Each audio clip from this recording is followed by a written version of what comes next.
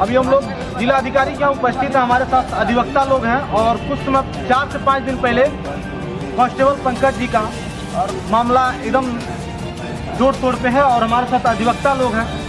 कैसे आना हुआ सर? आज हम लोग जिलाधिकारी कार्यालय पे इसलिए आए हैं कि डॉक्टर अनुज सरकारी का जो हॉस्पिटल है मानकों के बिल्कुल विपरीत है।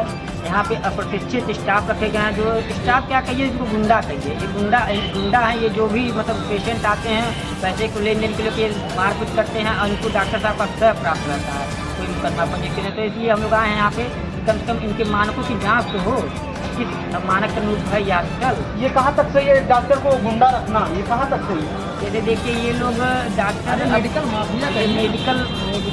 माफिया ये लोग पेशेंटों को डरा धमका के पैसा लेने के लिए अपने संरक्षण में गुंडे पाल लिए हैं। हाँ, और ये बताइए इस मतलब आदमी एक गरीब आदमी इनका क्या करे, पैसा ला के कहाँ से दे?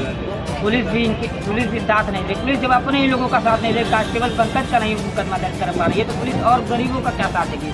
तो हम लोग आए हैं, कम से कम पानी स्तर से ऊपर चढ़ चुका है, कुछ न्याय हो, कुछ तो बदलाव हो। और बदलाव अगर नहीं होगा तो हम लोग अनुज सरकारी का बहिष्कार करेंगे और उनके हॉस्पिटल के सामने धरने पे बैठेंगे। ये अंतिम चेतावनी मैंने इन लोगों को जिलाधिकारी कार्यालय से दी है। पुलिस को माना रहता है जन का रक्षा करने वाला। रात को अगर फोन करिए, रात को भी बेचारे पुलिस वाले दौड़ते हुए आते हैं, मतलब सही समय से आते हैं। वो जन का रक्षा करने के लिए तैयार रहते हैं। आज उन्हीं की पुलिस उन्हीं को उठा के बंद कर दी है। देखिए ये क्या बताया जाए, आज का ये प्रकरण जो ये समय का ये है, ये सबसे हाशिए पे है। योगी सरकार ने पुलिस तो बहुत पावर मिला है, लेकिन एक मेडिकल माफिया अनुज सरकारी के सामने घुटने टेक चुकी है। अनुज सरकारी ने साबित कर दिया कि पैसे के बल पे पुलिस सरकार को मैं जेब में लेके चलूँगा, मेरा कुछ बिगाड़ नहीं पाएगा। अरे भाई CCTV छोटे जोते हुए भी जो मुकदमा ना दर्ज कर पाए, अभी नपुंसकता पुलिस की क्या हो सकती है? मैं क्या और क्या कहूँ, सत्ता का संरक्षण प्राप्त। ये ऑफिस में तो खबर बना रहा हूँ, बात कर रहा हूँ। अन्य पुलिस वाले की इस तरफ अगर कहीं भ्रष्टाचार होगा तो अन्य पुलिस वाले आवाज उठा पाएंगे क्या? बिल्कुल नहीं उठा पाएंगे। पुलिस अब कहाँ आवाज़ उठा पाएगी? डॉक्टरों के खिलाफ हमको लग रहा है अगर हमारा अधिवक्ता वर्ग आवाज़ ना उठाए तो कौन पुलिस या कौन सा वर्ग आवाज़ उठा रहा है? कोई तो नहीं आवाज़ उठाया है। ये पहला वर्ग है जो अधिवक्ता वर्ग जो डॉक्टरों के खिलाफ इतना बढ़ चढ़ के आवाज़ उठा रहा है, क्योंकि ये जान रहा है कि यहाँ पे हर व्यक्ति पीड़ित है, सबको दर्द है, लेकिन कोई उठने को तैयार नहीं है। माना जाता है कि डॉक्टर को भगवान का रूप दिया जाता है, दर्जा दिया जाता है। अब एक डॉक्टर ही निकल जाए भ्रष्ट कह लीजिए या मतलब उसको एक ग्रुप में सभी लोग बुरे नहीं है, मैं सभी लोग को नहीं कर रहा हूँ। अगर एक है वो भ्रष्ट है या वो ऐसे डॉक्टर को भ्रष्ट कहा जाए या राक्षस कहा जाए तो देखिए, सबसे पहले PR न्यूज़ को मैं बहुत स्वागत करूँगा, पूर्वांचल न्यूज़ को, कि आप हमारे बीच आए और हमारी बातों को रखना चाह रहे हैं। क्योंकि आज ऐसा समय चल रहा है, सत्ता और पैसा का ऐसा प्रभाव है कि कोई भी उससे प्रभावित हो जा रहा है और सच को नहीं रख रहा है सामने समाज में, जिससे ऐसी स्थिति पैदा हो जा रही है। आज आप यह खुलेआम सबके सामने आ गया है ये चीज़ें कि ऐसी हो जा रही हैं कि आप यह जान रहे हैं CCTV फुटेज है, उसको मारा गया, उसका सर फटा, हम लोगों के सामने आके केस हुआ है न्यायालय में, और हम लोग देख रहे हैं कि इसको बहुत ज़्यादा चोटें हैं। मेडिकल कौन करेगा उसका? डॉक्टर ही तो करेगा।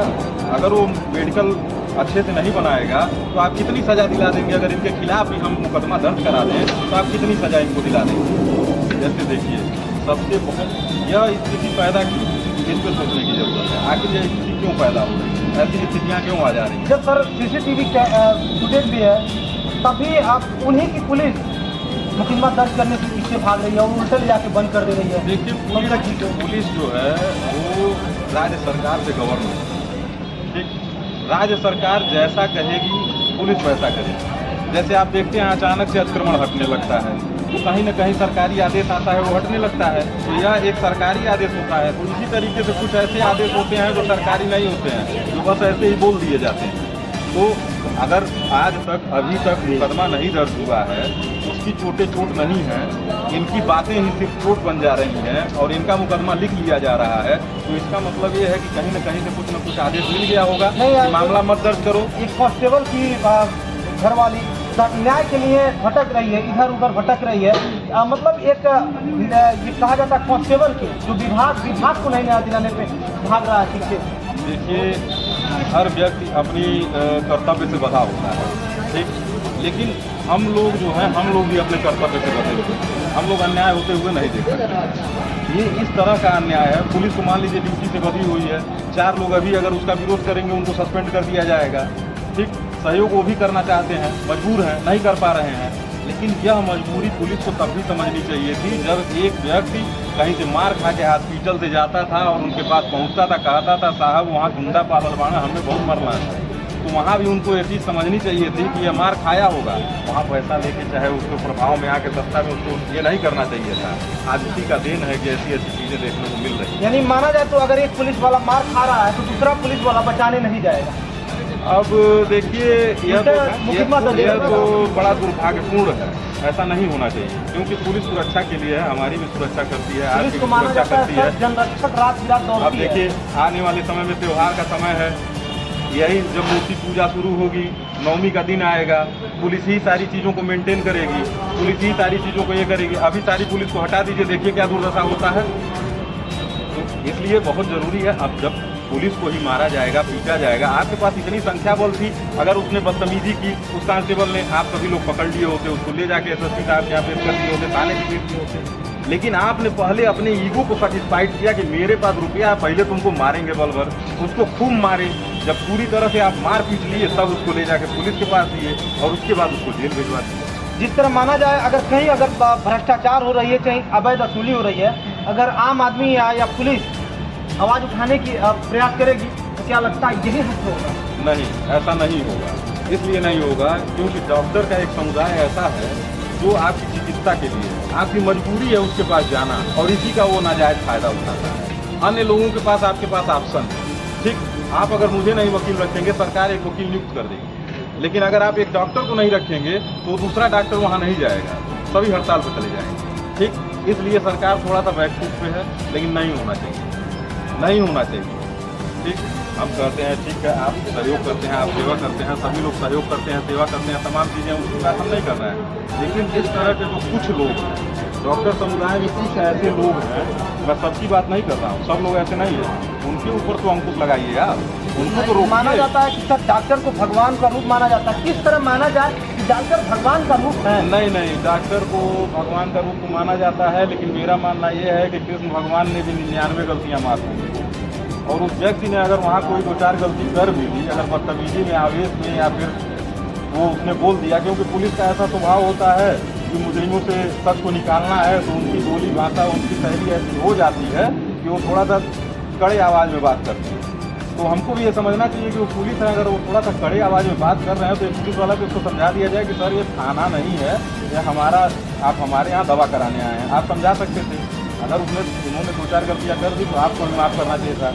भगवान कृष्ण ने 99 गलती माफ़ की, आप उसकी 2-4 गलती नहीं माफ़ किए, आपने खूब पीछा उसको और पीछने के बाद जेल भिजवा दिया। मतलब माना जाए तो अब लोग दवा कराने जाएंगे तो पहले 2-4 लोग से पूछेंगे, बैकग्राउंड उनका पता करेंगे। बिल्कुल बिल्कुल।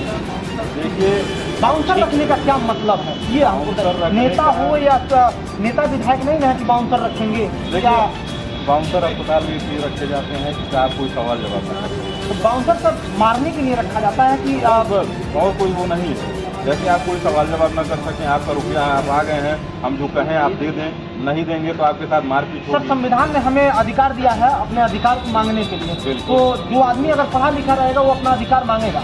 देखिए, संविधान से ही देश चलता है, इसमें कोई दो राय नहीं है।